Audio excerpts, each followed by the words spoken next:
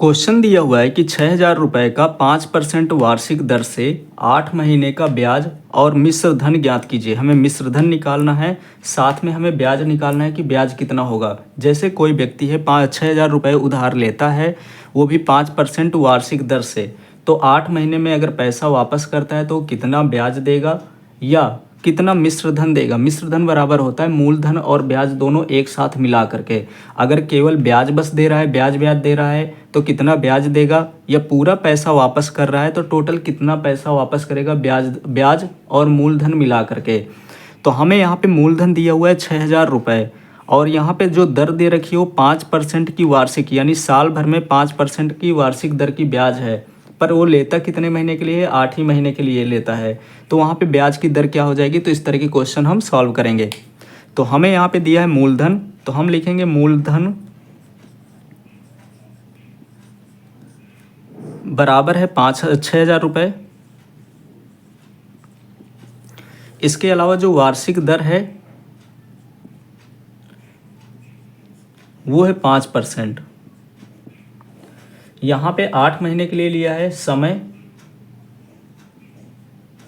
8 महीना है।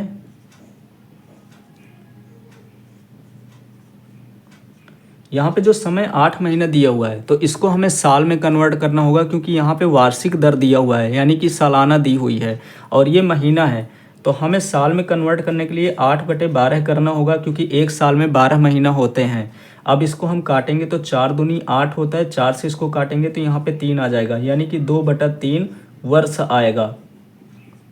तो महीने को हमें कन्वर्ट करना था वर्ष में, तो हमने इसको कन्वर्ट किया तो यहाँ पे आ जाएगा 2/3 ईयर्स, यानी कि वर्ष।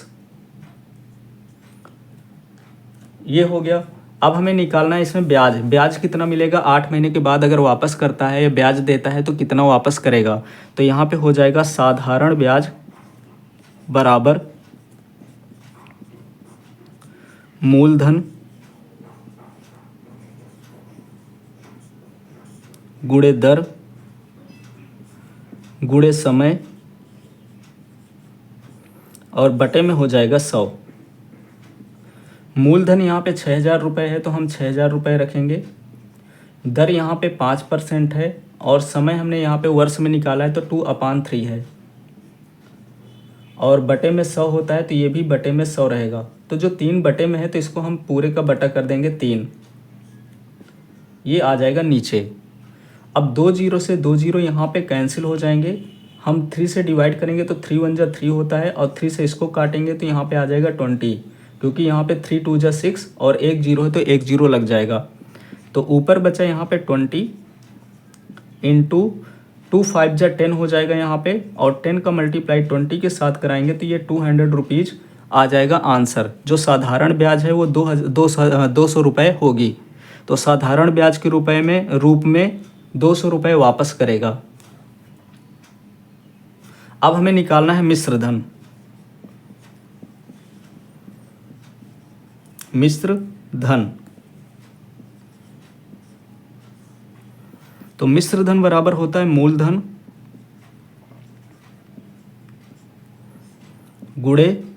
प्लस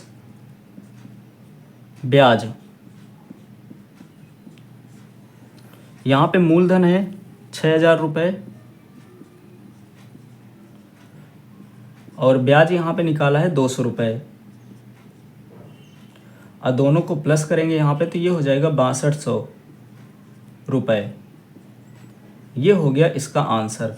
तो इस प्रकार से अगर वो जो मूलधन लिया है उसको भी वापस कर रहा है, ब्याज वापस कर रहा है, तो इसका हो जाएगा 6200 रुपये। अगर केवल ब्याज बस दे रहा है तो उसका आंसर हो जाएगा 200 रुपये।